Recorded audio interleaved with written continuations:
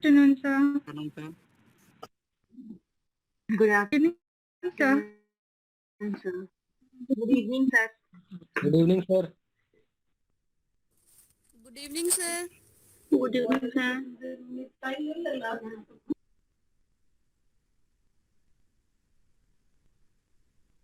Yes, sir. Yes, sir.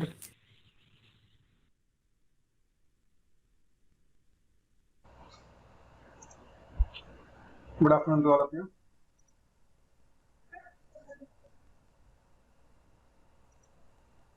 Yes.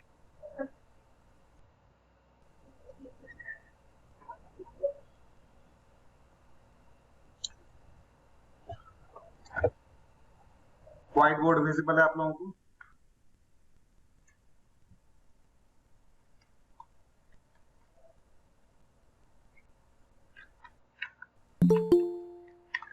Okay. So we were discussing on caste system, जाति व्यवस्था, इस पर हम लोग कर रहे थे और हमने कहा था कि इसे हम एक economic system,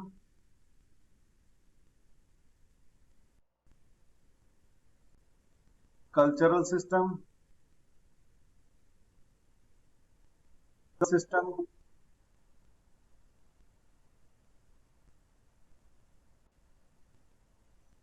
kinship system,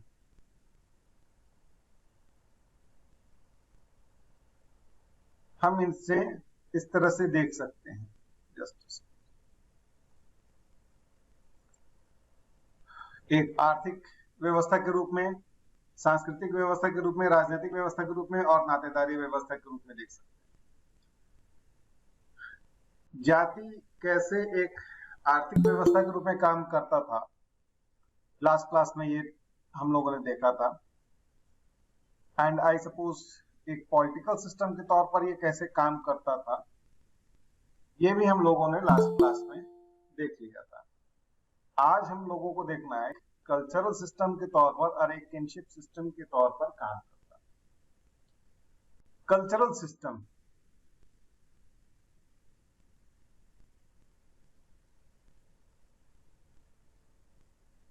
now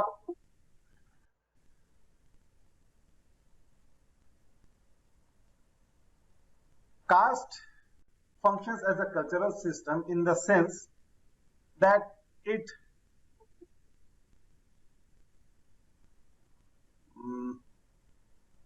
regulates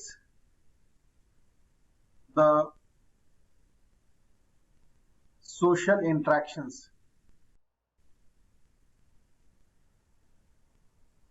जब हम लोग कास्ट एज अ सिस्टम देख रहे थे लास्ट क्लास में, तो हम लोगों ने दो एस्पेक्ट देखा था, पास्ट और प्रेजेंट।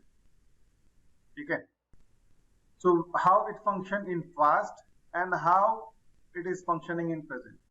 तो अगर हम लोगों ने इकोनॉमिक सिस्टम के में देखा था, देन वी सॉ कि caste function as an economic system in the sense कि division of labour was along caste lines. समाज विभाजन है वो जाति के अनुरूप होता था। कौन समुदाय, समूह, वर्ग, जाति क्या काम करेगा वो कास्ट के द्वारा निर्धारित होता था। बनिया है तो ये काम करेगा, ब्राह्मण है तो ये काम करेगा, अहीर है तो ये काम, वाल्मीकि है तो ये काम।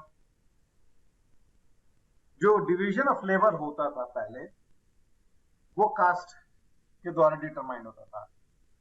प्रेजेंट ये नहीं है। Caste does not function as an economic system, partially, लेकिन वी सी कि caste provides a bonding among the members. बहुत सारे आप ऐसे कास्ट आपको मिलेंगे आज भी, जैसे बनिया कास्ट है, मारवाड़ी कास्ट है, मर्केंटाइल कम्युनिटी जो है, वो आज भी अपना पुराना पेशा जो है वो कर रहे हैं, लेकिन चेंज भी है। इसी बनिया कास्ट से बहुत सारे बाल बच्चे पढ़ करके डॉक्टर, इंजीनियर, आईएएस बन गए, मारवाड़ी कास्ट से बन करके निकल गए। So there is change as well as persistence. Caste में चेंजेस भी आ रहे हैं, लेकिन कास्ट में परसिस्टेंस भी है, पहले वाला कंटिन्यूटी भी है। कुछ कास्ट आपको वैसे मिलेंगे जो आज भी वही काम कर रहे हैं जो कि पहले वो सदियों पहले करते थे। वाल्मीकि कास्ट, आज भी सफाई कर्मचारी आपको सभी वाल्मीकि कास्ट से ही मिलेंगे, ज्यादातर आपको स्वीपर्स जो है वो वाल्मीकि कास्ट से मिलेंगे। सो जो परंपरागत काम वो कर रहे थे वो आज भी मिलते हैं। हाँ, लेकिन जरूरी नहीं कि सभी मेंबर्स। पहले था क्या कि इन पर प्रतिबंध था कि और कोई ऑक्यूपेशन नहीं कर सकते थे, but after independence this restriction, this prohibition was done away with, and any caste could get into any profession. कोई भी जाति समूह का व्यक्ति किसी भी पेशा को अपना सकता था। So what we see कि एक इकोनॉमिक सिस्टम के तौर पर पार्शियली ये ब्रेकडाउन हो चुका है, but still there are communities जो पहले अपना काम करते थे वो काम आज भी कर रहे हैं। जैसे वैश्य बैंक आप देखिएगा, तो ये कास्ट बेस्ड बैंक था, ये वैश्य बैंक,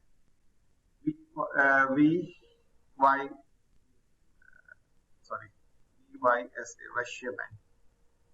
वैश्य समुदाय ने इसको स्थापित किया था, वो आज भी है बैंक। हाँ, लेकिन ये नहीं है कि इनके जो कस्टमर्स हैं वो केवल वैश्य है, वो सभी लोग।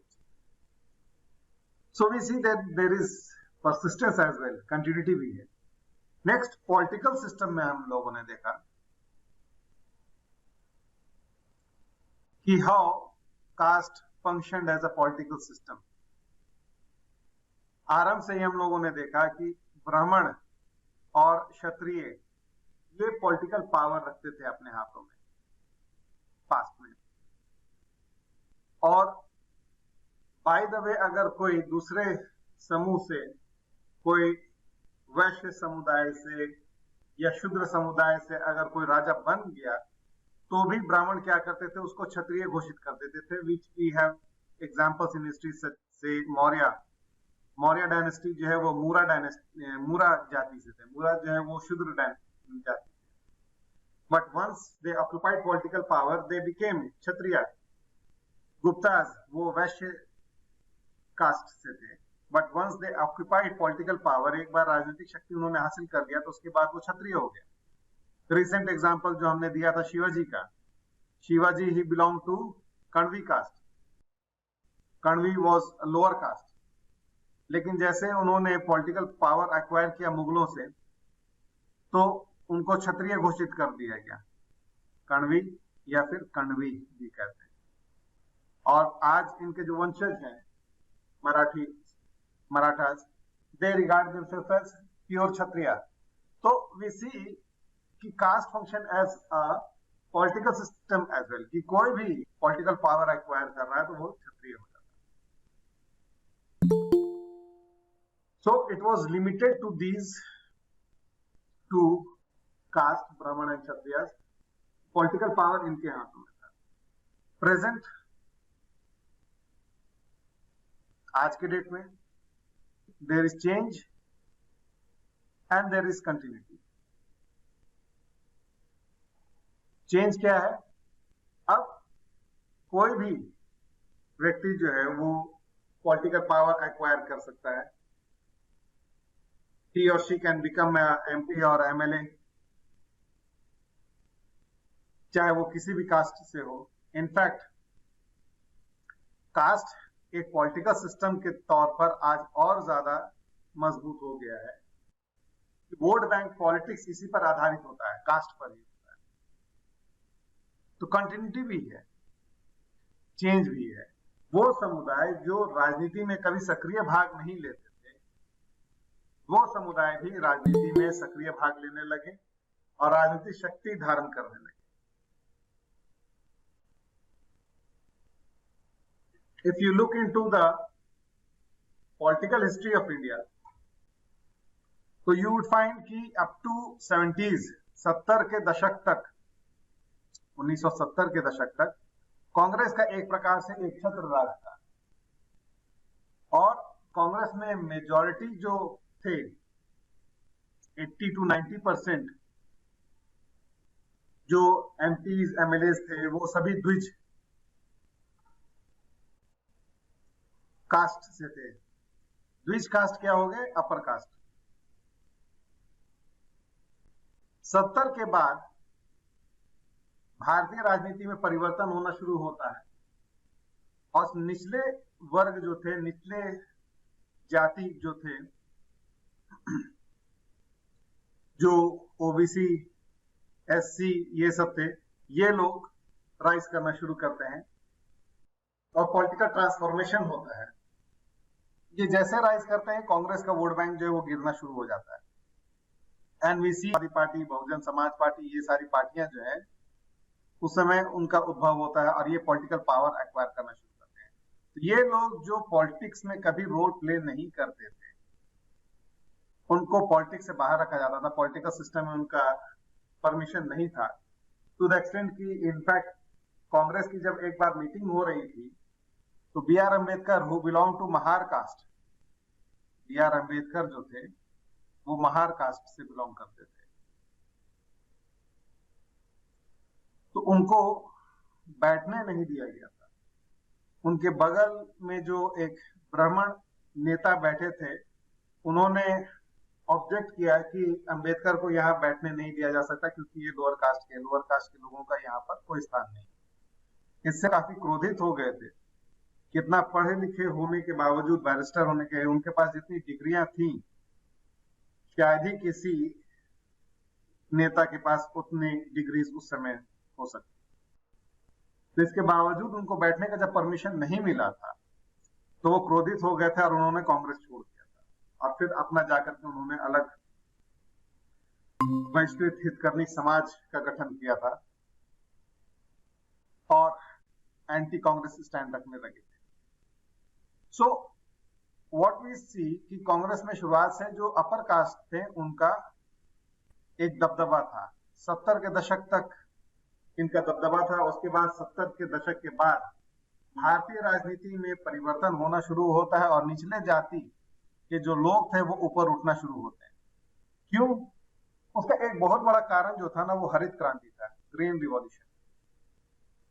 हरित क्रांति जो हुई, इस हरित क्रांति के वजह से बहुत सारे जो निचले वर्ग के लोग थे, जो मेनली किसान थे, वो लोग इकोनॉमिकली पावरफुल हो गए, आर्थिक रूप से सशक्त हुए, पैसा कमाया उन्होंने, जो फूड क्रॉप्स का प्राइसेस वगैरह प्रोडक्शन बढ़ा, उनकी आमदनी बढ़ी, इसके वजह से उनका इकोनॉमिक स्टेटस उठा और उन्होंने ये चीज देखा कि गवर्नमेंट की एक पॉलिसी, गवर्नमेंट की वो क्या पॉलिसी थी? ग्रीन रिवॉल्यूशन पॉलिसी, जिसको हाई यील्ड वैरायटी प्रोग्राम भी हम लोग कहते हैं।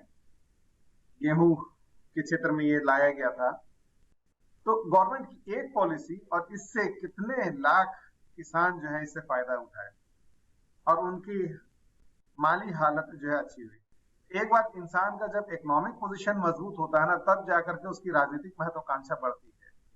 और किसान कौन थे? ये ओबीसी एससी ये लोग किसान थे। इन लोगों की जब आर्थिक हालत अच्छी हुई तो ये लोगों को लगा कि जब गवर्नमेंट का एक पॉलिसी की वजह से हमारी पोजीशन इतनी अच्छी हो गई तो क्यों ना हम ही लोग गवर्नमेंट बनाए, क्यों ना हम ही लोग राजनीति में आए और इस तरह की और पॉलिसीज हम लोग लाएंगे। इस कारण से 70 के दशक में ये उबाल होना शुरू हुआ, राजनीतिक उबाल होना शुरू हुआ और वैसी पार्टियां बननी शुरू हुई, क्षेत्रीय पार्टियां, जिसमें कि लोअर कास्ट के लोग जो है वो प्रोमिनेंट रोल प्ले करना है। उसके बाद फिर आता है 90 का दशक, जहां ओबीसी का मूवमेंट शुरू होता है, मंडल कमीशन वगैरह होता है। तो दिस इज हाउ पॉलिटिक्स में caste always played a dominant role और कास्ट आज भी एक डोमिनेंट रोल प्ले करता है पॉलिटिक्स में। उस समय भी, पहले भी था, आज भी था। कास्ट सभी, पहले क्या था कि जाति पंचायत होता था,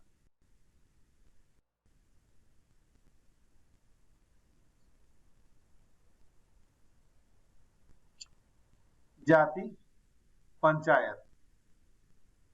जो भी जाति होते थे उन मेंबर्स का जो कंडक्ट है वो ये जाति पंचायत डिसाइड करता था। और अगर उसका कंडक्ट किसी प्रकार से उस जाति पंचायत या उस जाति के अनुरूप नहीं है तो फिर उनको बाहर बेदखल कर दिया जाता था, या हुक्का पानी बंद जिससे कहते हैं कि समाज के बाकी लोग जो है उनसे मिलना जुलना नहीं करेंगे। तो ये पहले जाति पंचायत के रूप में काम करता था। और आज भी प्रेजेंट टाइम में अगर हम देखें तो आज भी जाति पंचायत होता है। हाँ, रूरल एरियाज में ये ज्यादा होता है, अर्बन एरियाज में कम होता है। लेकिन पॉलिटिकल सिस्टम में कास्ट का एक डोमिनेंट रोल आज भी है, चाहे वो रूरल एरिया हो चाहे अर्बन एरिया हो। कास्ट आज भी एक डोमिनेंट रोल प्ले करता है। तीसरा, कल्चरल सिस्टम के तौर पर जाति एक सांस्कृतिक व्यवस्था के तौर पर।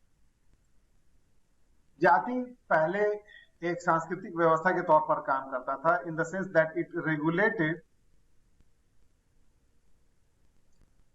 Social interaction. जो सामाजिक अंतरक्रियाएं होती थी वो जाति के द्वारा निर्देशित होती थी, निर्धारित होती थी। लोगों का मिलना जुलना, खाना पीना, पर्व त्योहार में एक दूसरे के शामिल होना, ये सारा चीज जो है वो जाति के द्वारा निर्धारित होता था। और एक जाति के लोग अपने जाति के लोग के साथ ही इस तरह का अंतरक्रियाएं करते थे। लेकिन धीरे धीरे करके वक्त बदला, अंग्रेज आए और मॉडर्न जब आया, मॉडर्न मीन्स ऑफ कम्युनिकेशन, जैसे ट्रेन, बस, ये सब जब आया तो ये सोशल इंटरेक्शन बहुत हद तक सेकुलराइज होने लगा। अब आप ये नहीं कह सकते कि हम ये फलाना जाति का व्यक्ति को ये बर्थ मिला है तो हम ये बर्थ नहीं हम बैठेंगे। You can not do that. तो धीरे धीरे करके जो पब्लिक इंटरेक्शन है, पब्लिक सेकुलर होने लगा। लेकिन प्राइवेट इंटरेक्शन आज भी कास्ट बेस्ड है। आज भी लोग अपने जाति समूह में ज्यादा एकजुट महसूस करते हैं, सॉलिडारिटी महसूस करते हैं। और यही कारण है कि आप जितने भी आप देखेंगे कास्ट, उनका अपना एक घेट्टो होता है।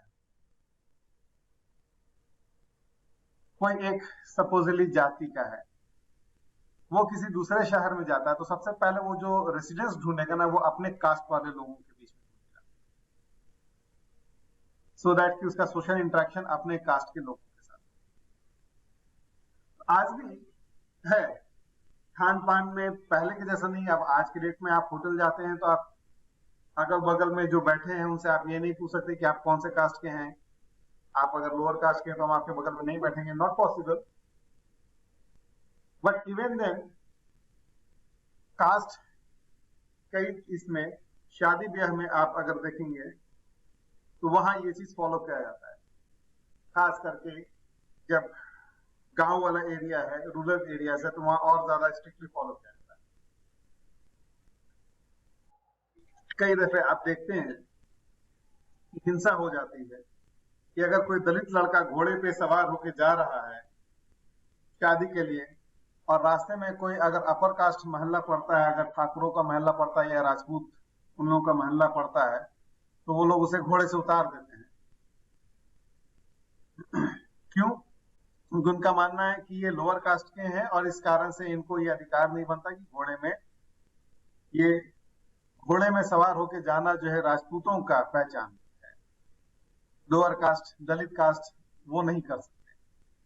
तो सोशल इंटरेक्शन में आज भी कास्ट चेंज भी हुआ है, लेकिन परसिस्टेंस भी है, विद्यमान भी है। Next, caste as a kinship system.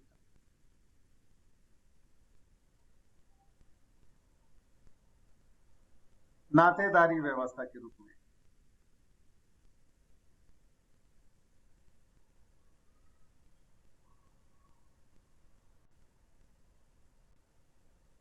Sir इसका डिफिनेशन क्या होगा?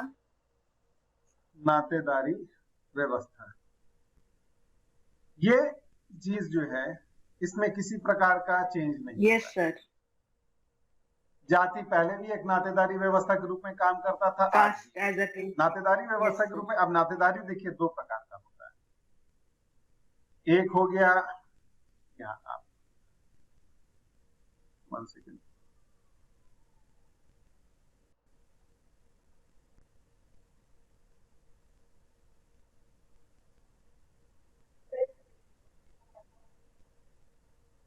किनशिप का, इसका डेफिनेशन पूछ रहे हैं। Kinship, kinship is a social group. Kinship बता रहे हैं, what is kinship? Kinship, it is a social group. It is a social group which consists of relationships, जो sir affines and consanguines। Hindi में बता दें, यह एक प्रकार का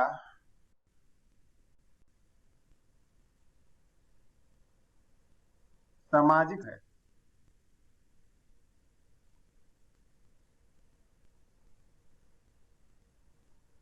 जो विवाह संबंधी एवं रक्त संबंधी या रक्त संबंधी से बना होता है। देखिए, रिलेशनशिप हमारे दो टाइप के होते हैं। एक होता है अफाइंस, या इसको हम कहते हैं विवाह संबंधी,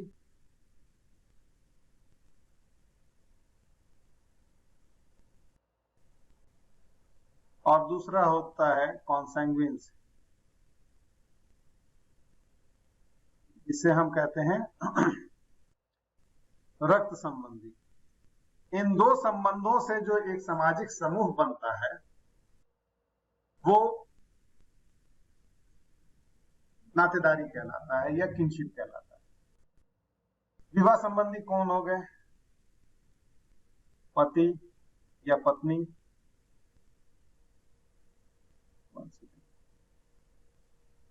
ठीक है, नेक्स्ट,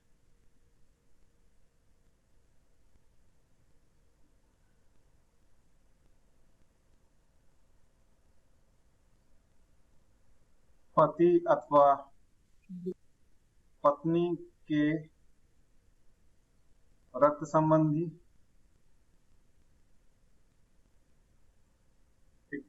हस्बैंड वाइफ, सबसे पहले तो ये विवाह संबंधी हो गए, अफाइंस हो गए, क्योंकि ये कैसे जुड़े हुए एक दूसरे से? मैरिज के जरिए। फादर सन, ये कैसे जुड़े हुए एक दूसरे से? ब्लड रिलेशन है। फादर डॉटर, ये कैसे जुड़े हुए हैं एक दूसरे से? Blood relation. मदर सन, ये कैसे जुड़े हुए हैं? Blood relation. Mother daughter, blood relation.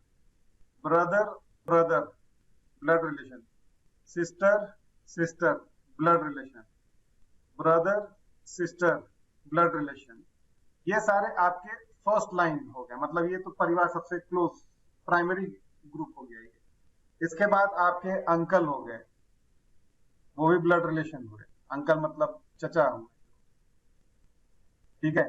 मामा हुए, मामा क्या हो गए? वो आपके विवाह संबंधी हुए, मामा या फिर मैटरनल अंकल। वो कैसे जुड़े हैं? वो माँ की तरफ से। माँ कैसे जुड़ी है? विवाह के जरिए। तो हमारे रिलेशन दो तरह के होते हैं, एक जिनसे हम जुड़े हुए हैं खून के रिश्ते से, एक जिनसे हम जुड़े हैं विवाह मैरिज के जरिए।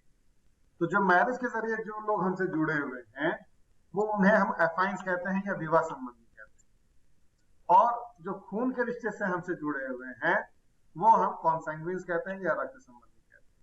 अब अफाइंस का मतलब केवल हस्बैंड वाइफ नहीं होता है।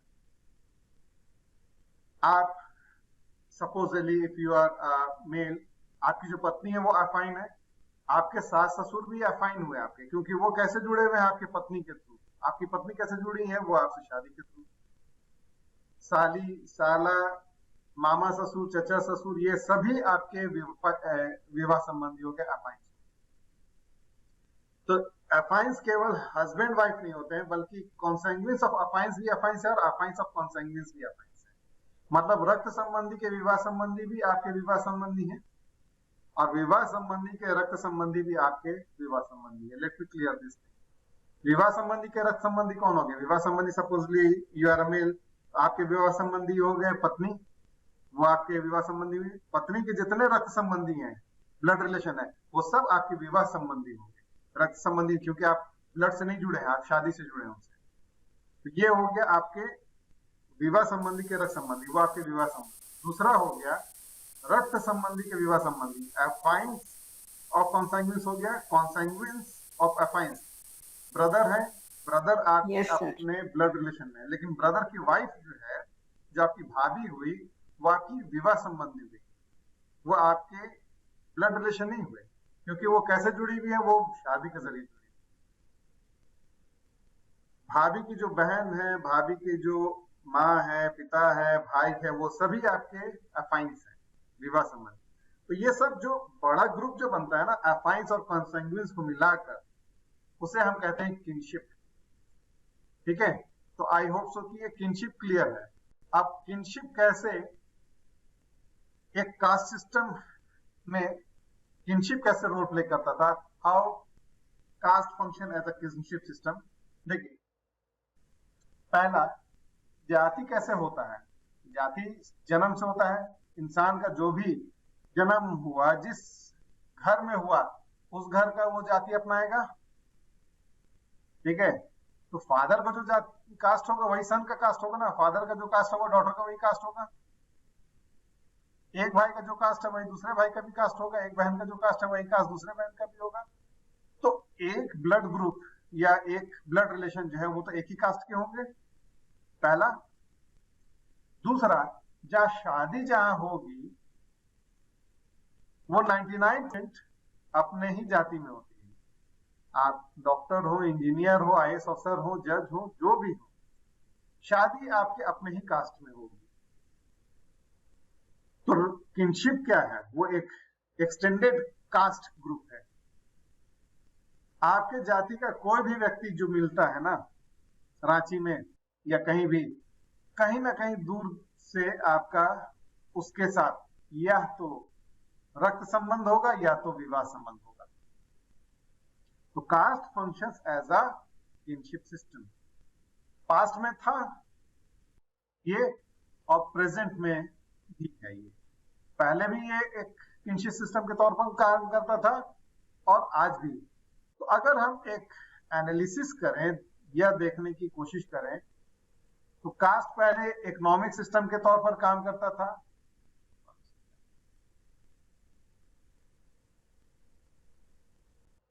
Economic system, political system, cultural system, kinship system.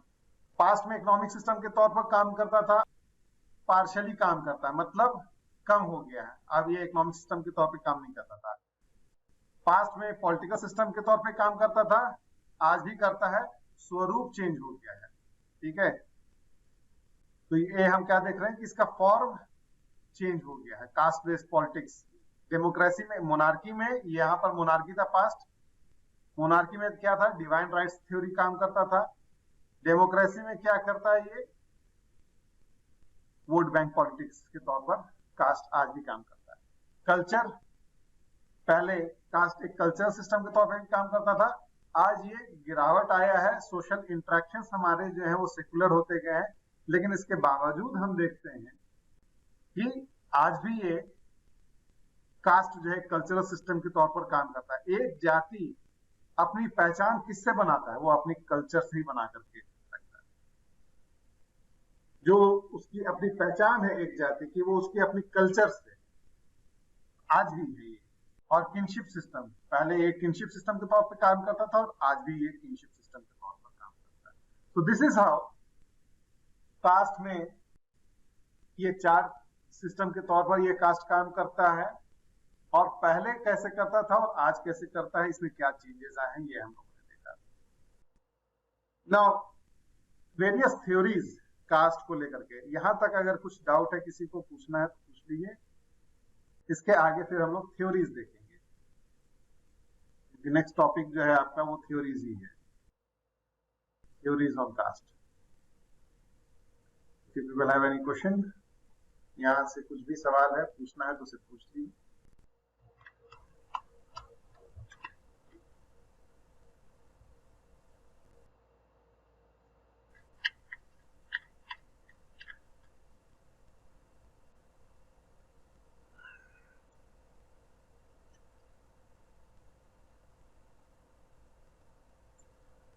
So no question.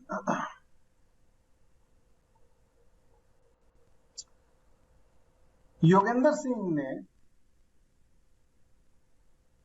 he was a prominent sociologist, इस साल ही इनका डेथ हुआ है।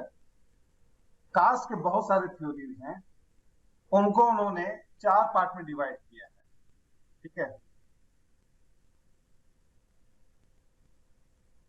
Cultural, particularistic view,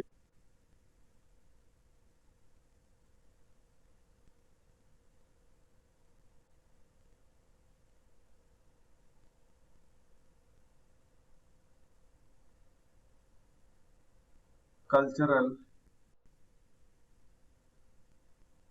यूनिवर्सलिस्टिक view. Next structural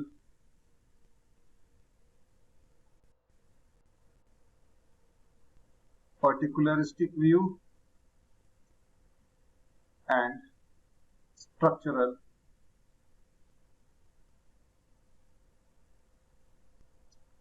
universalistic view. इसका हिंदी बता दें,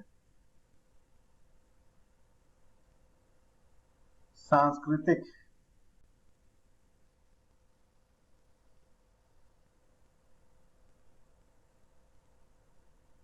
विशिष्टवादी विचार, सांस्कृतिक सार्वभौमिक विचार,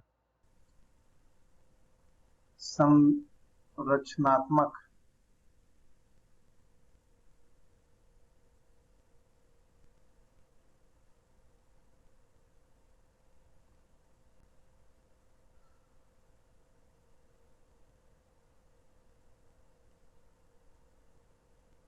विशिष्टवादी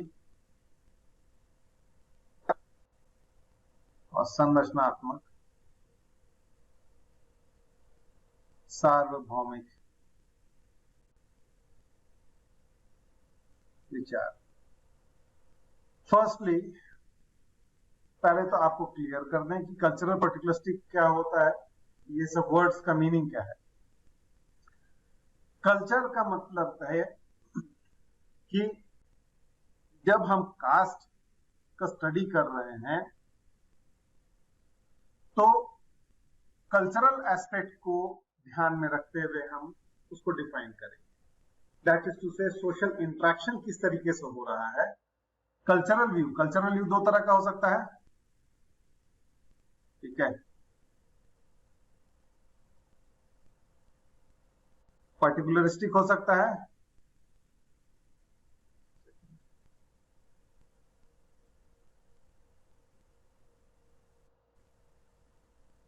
just a second.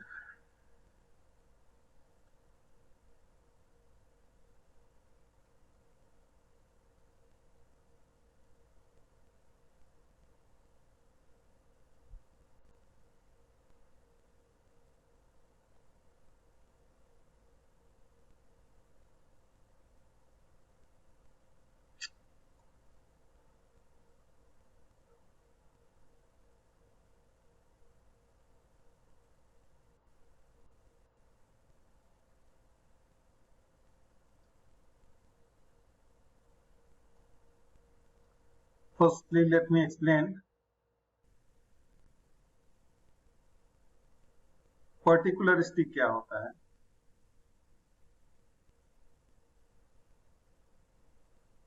एंड यूनिवर्सलिस्टिक क्या होता है, विशिष्टवादी और सार्वभौमिक। देखिए, पर्टिकुलरिस्टिक, पर्टिकुलर समथिंग, किसी विशिष्ट चीज को हम संबोधित करें तो पर्टिकुलरिस्टिक। जैसे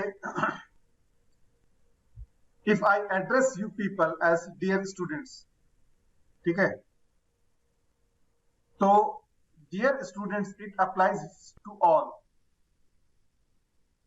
ये यूनिवर्सलिस्टिक है, ये सबको अप्लाई कर रहा है, यूनिवर्सलिस्टिक है। लेकिन क्लास में अगर हम किसी को हम ये करें डियर मेहताब या dear Ramanand, then I am Yes. talking to some specific person, particular person, ठीक है।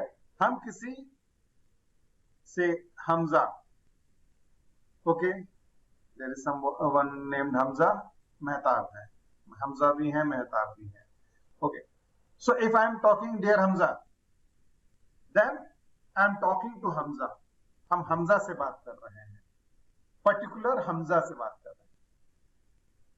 If I am saying dear students, then I am talking to everybody, universalistic, सभी को हम ये कर। So I hope कि ये चीज क्लियर है, पर्टिकुलरिस्टिक और यूनिवर्सलिस्टिक का मतलब। अब कास्ट में ये कैसे होता है, कास्ट अगर इंडियन फेनोमेनन है, केवल इंडिया में ये पाया जाता है,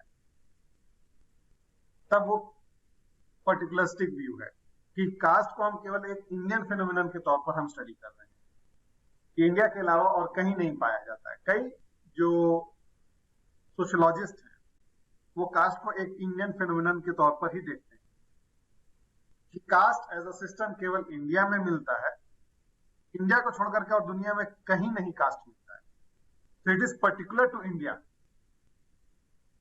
और कई सोशियोलॉजिस्ट का मानना है कि कास्ट एक यूनिवर्सल फेनोमेनन है। कास्ट क्या है, एक सोशल स्ट्रैटिफिकेशन है, सामाजिक स्तरीकरण है। हर सोसाइटी में अलग अलग लेयर्स होते हैं, स्ट्राटा होते हैं, ग्रुप्स होते हैं, और ये ग्रुप्स जो हैं वो हायरार्किकली अरेंज्ड होते हैं। इंडिया में इसे हम कास्ट कहते हैं, बाकी जगह हम उसे क्लास कहते हैं। कई सोशियोलॉजिस्ट जो इस व्यू को मानते हैं तो वो यूनिवर्सलिस्टिक व्यू, ठीक है। तो particularistic means it is particular to India, universalistic means you know it is not something particular to India but it is found elsewhere as well, India में केवल उसे हम कास्ट नाम से। फिर हो गया cultural view and structural view. इस व्यू में, कल्चरल व्यू, कास्ट के कल्चरल व्यू में we give primacy to the culture, कि एक जाति की पहचान उसके संस्कृति से होती है, और जो सोशल इंटरेक्शंस होते हैं वो कास्ट के द्वारा डिटरमाइन होते हैं। स्ट्रक्चरल व्यू में हम क्या देखते हैं कि स्ट्रक्चर कास्ट का, ये कास्ट यहाँ, ये कास्ट यहाँ, ये कास्ट यहाँ, ये कास्ट यहाँ, तो we see it more as a structure. Caste को हम एक स्ट्रक्चर के तौर पर देखते हैं, कल्चर के तौर पर देखते हैं, और इसी बेसिस पर चार तरह के व्यूज मिलते हैं, ठीक है। ये चार तरह के व्यूज क्या है, कल्चरल पर्टिकुलरिस्टिक, ओके,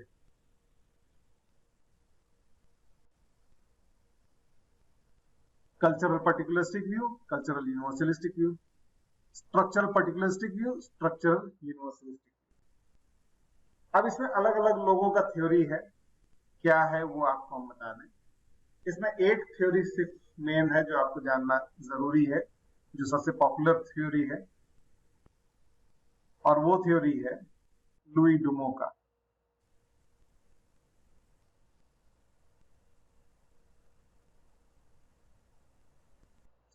इन्होंने किताब होमो हायरार्किकस, इस किताब में पहले तो इनका जो व्यू है कास्ट को लेकर के वो कौन सा है, ये चार में से कौन सा, इनका जो व्यू है वो है कल्चरल पर्टिकुलरिस्टिकली।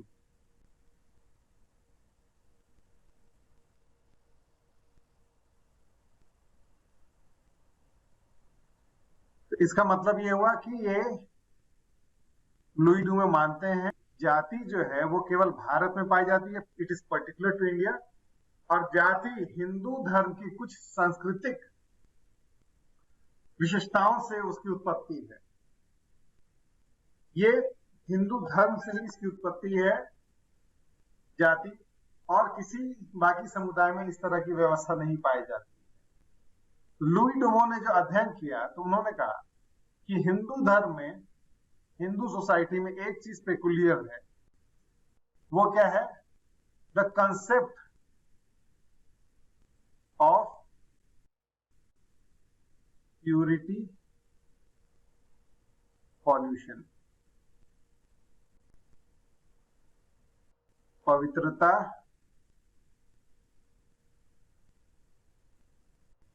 और अपवित्रता।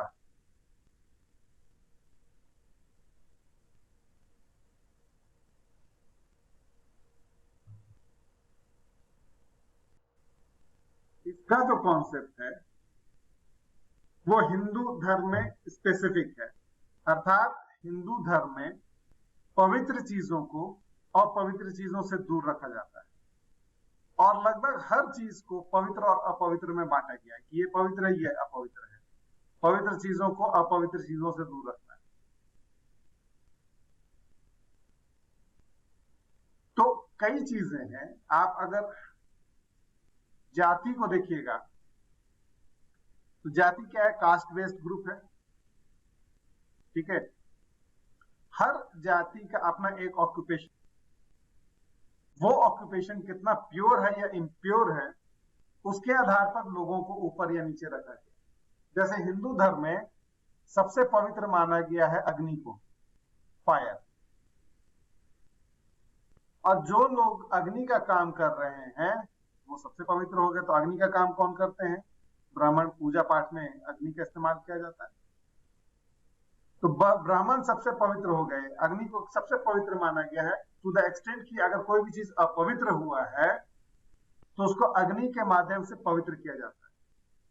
जैसे मृत्यु, death is impure as per Hinduism, तो जलाने का कॉन्सेप्ट है कि किसी घर में अगर मृत्यु हुई है तो उस घर में अपवित्रता आई है, तो सबसे पहले तो शव को जलाया जाएगा, जला करके आत्मा पवित्र की जाएगी, और कुछ दिनों तक उस घर में समाज के बाकी लोगों का आना जाना निषिद्ध रहेगा, बंद रहेगा, वर्जित रहेगा। उस घर में आना जाना नहीं कर सकते। उतने दिनों तक उस घर में पूजा पाठ चलेगा, संस्कार चलेगा, अंतिम संस्कार जो होता है श्राद्ध संस्कार, और वो समय जब पूरा हो जाएगा तब समाज के बाकी लोग उस घर में आना जाना करेंगे। इसका अर्थ है कि अब वो घर पवित्र हो गया। अलग अलग जातियों के लिए अलग अलग ये निर्धारित है कितने दिन होंगे। जैसे ब्राह्मण में 13 दिन है, इसीलिए 13वीं कहते हैं, और संभवतः आप लोगों ने सिर्फ 13वीं सुना होगा क्योंकि यही वर्ड सबसे ज्यादा पॉपुलर है, लेकिन अलग अलग जातियों के लिए अलग अलग दिन निर्धारित किया। ब्राह्मण के लिए 13 दिन है, आई सपोज क्षत्रियों के लिए 11 दिन है, 9 दिन है, वैश्यों के लिए इस तरह से घटता चला जाता है। तो इतने दिनों तक, 13 दिन तक उस घर में कोई आना जाना नहीं करे क्योंकि अपवित्रता हुई है।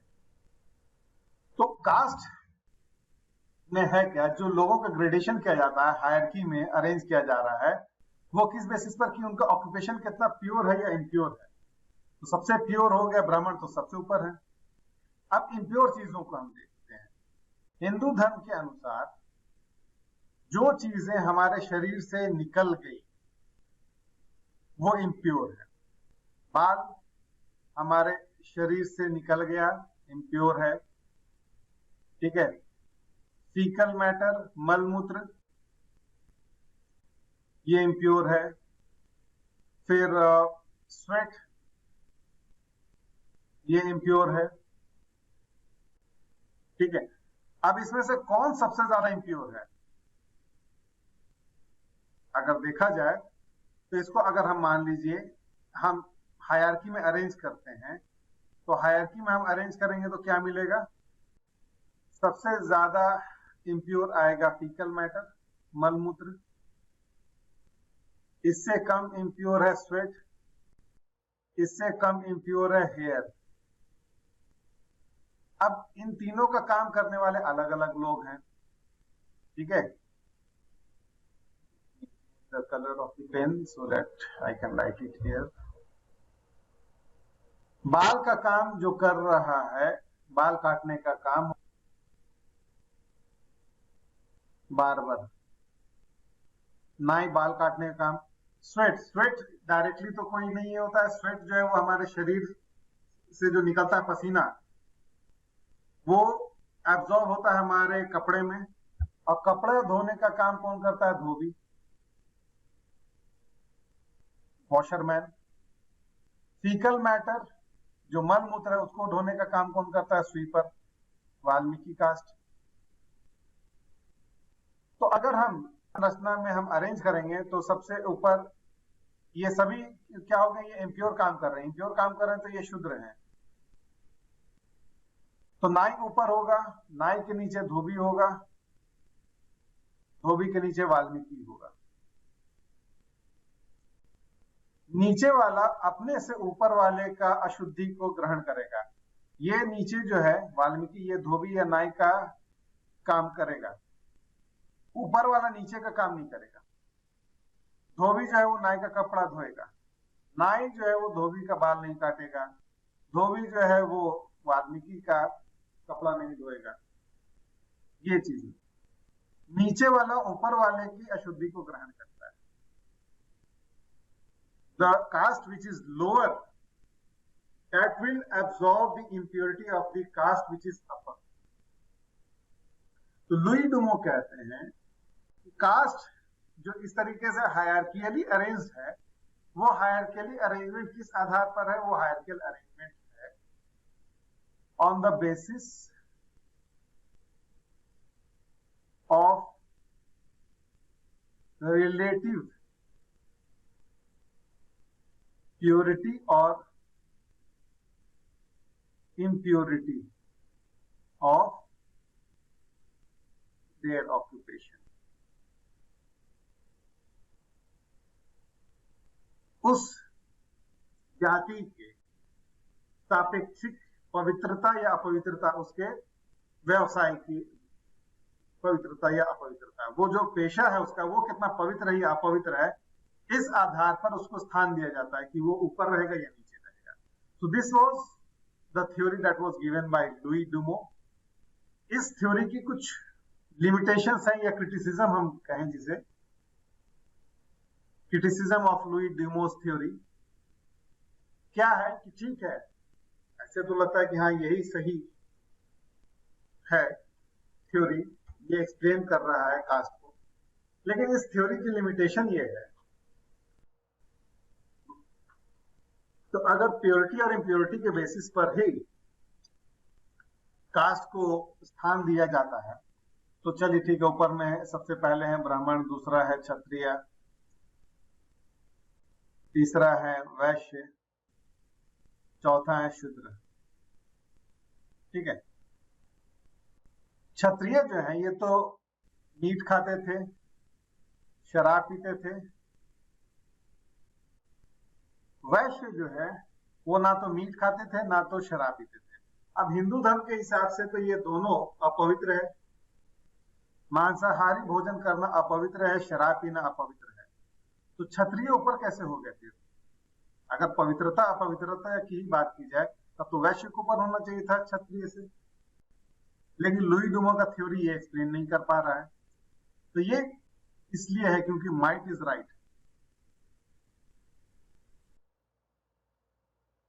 अब क्षत्रिय जो है वो पावरफुल थे, उनको नीचे कौन करता?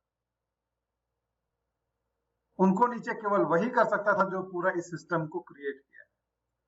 वैश्य उनको नीचे नहीं कर सकते क्योंकि ये पावरफुल लोग थे, तो पावरफुल है तो ये ऊपर ही रहेंगे। तो ये एक लिमिटेशन है लुई डुमो का थ्योरी, लेकिन बाकी अदरवाइज देखा जाए तो इनका थ्योरी जो है वो एक्सप्लेन करता है कास्ट का जो हायरकियल अरेंजमेंट है वो प्योरिटी पॉल्यूशन के कॉन्सेप्ट पर ही आधारित है। यहाँ पर हम लोग स्टॉप करते हैं। नेक्स्ट क्लास में नए टॉपिक के साथ फिर हम लोग मिलेंगे। कुछ क्वेश्चन है आज की क्लास से, कुछ पूछना है, डाउट है तो उसे आप पूछ लीजिए।